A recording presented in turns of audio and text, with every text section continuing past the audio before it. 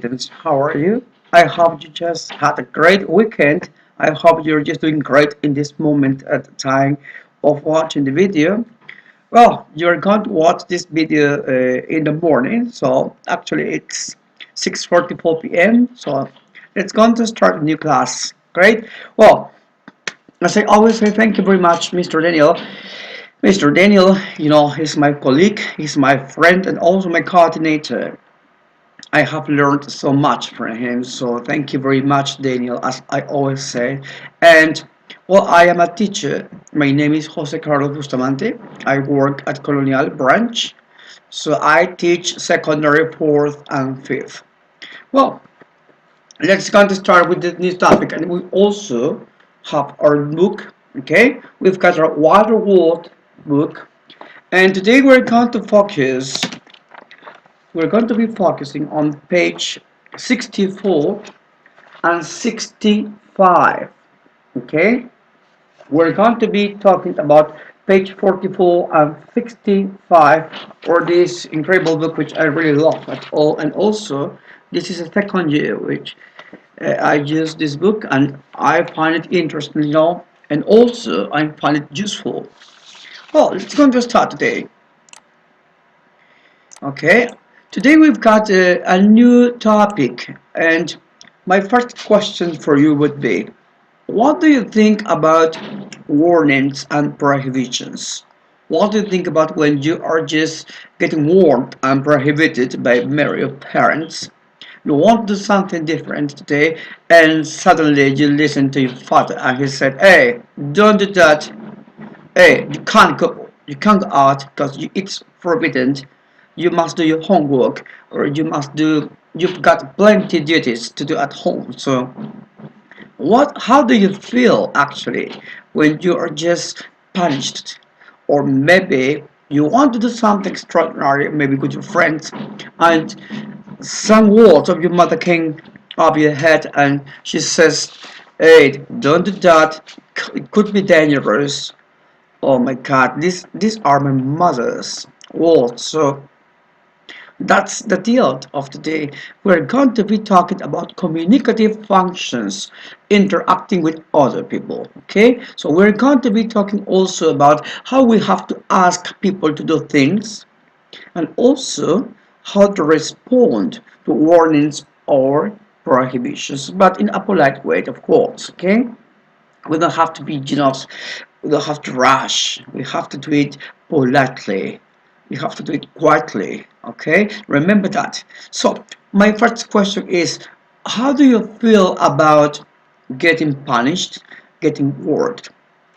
And here we've got a definition. Here we've got, when we warn someone about something or prohibit someone from doing something, we give a command. Well, that's true. There are different ways to warn someone or to prohibit something. There are also different ways to respond. When we give a warning, we usually give a reason, okay, as well. And here you got these little pictures of the mom and her kid. I think she has got kids, by the way, and they're just having lunch. So when we warn somebody, we usually give a reason. We have to explain why I am warning you in this case. So I have to explain and clear the air. Okay? I use an imperative clause. For example, "Hey, watch out! It's hot." "Oh, be careful, baby bear, the porridge is hot." "Yes, mommy."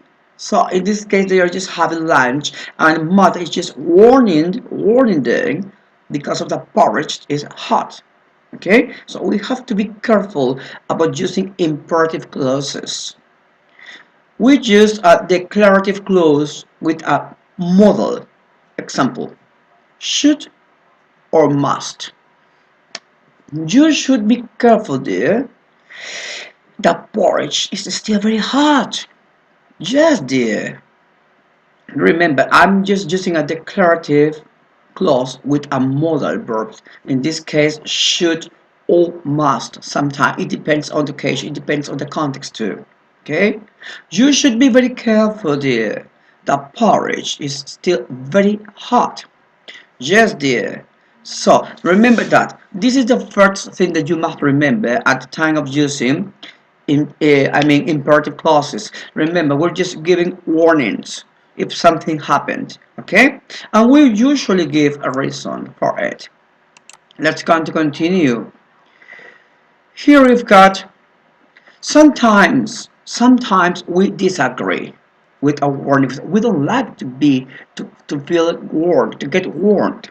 By the way, example, you should be very careful. I'll repeat, the porridge is still very hot.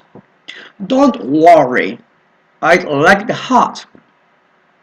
But remember, you should be very careful. It's still hot. Don't worry, ma'am. I love the hot.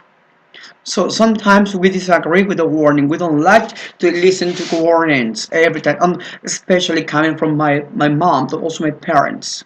Okay, so we have to go for it, but quietly and politely, as I said previously. Here we've got some examples of prohibitions too. We use imperative clause with a negative word. Example, never go into that forest alone. Okay, mommy. Great.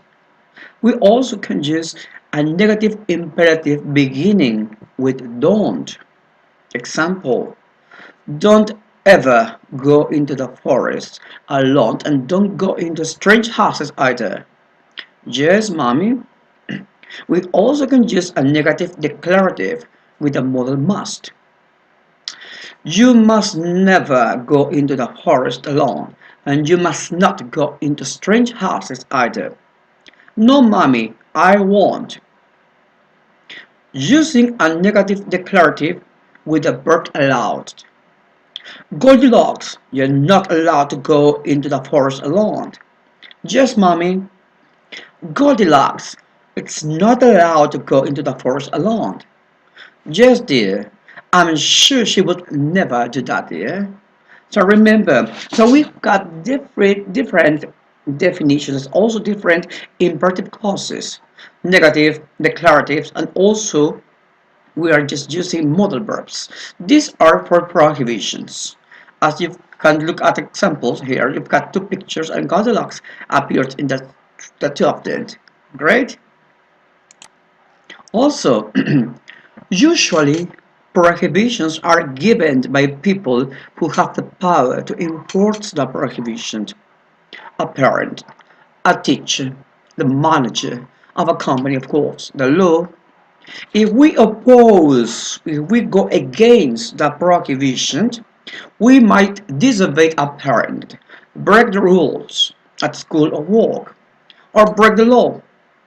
Sometimes, usually when we oppose a prohibition, we say nothing or we give a reason why we do not agree. We usually begin the reason with the word but. Example, Goldilocks, you must never go into the forest alone. But I like going into the forest alone and I never get lost. Remember, I'm just starting with but because I am going to go opposite. Okay, I am going to oppose a prohibition with a word but. Okay, so remember that Goldilocks, you must never go into the forest alone. But mom, but I like going into the forest alone and I never get lost.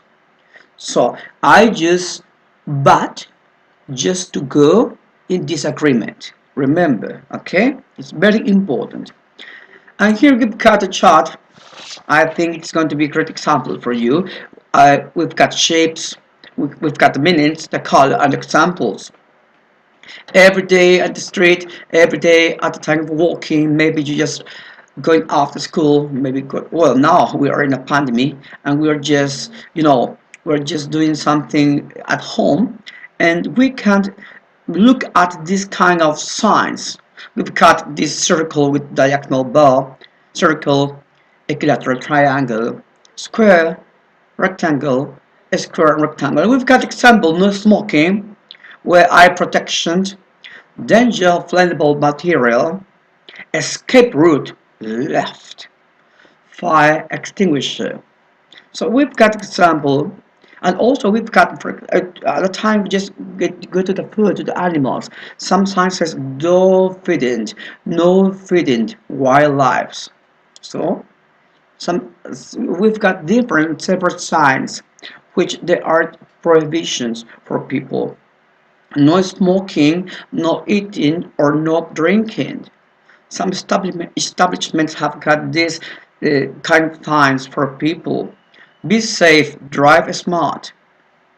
Poisoned, well, this is a sign of poison, all over the world, so we can understand. Also, this bike means that we can use bikes as well. So remember, we've got different and also several signs for warnings and prohibitions. But you must understand something. If you want to get a warning, try to do it politely, coherently. Try to do it just in a good way, so the other people, the other one, could accept it naturally and accept it in a good way. And sometimes when your parents prohibit you something, says, for example, today you're punished. You can't watch TV. But remember that you can use that but when you want to go against that prohibition. Okay, so we've got so far this very short topic about what is a warning, what is a prohibition, and let's going to move on with some different topics of today, and let's going to move on with the real topic, which is how to start an essay. Let's going to continue in a few minutes.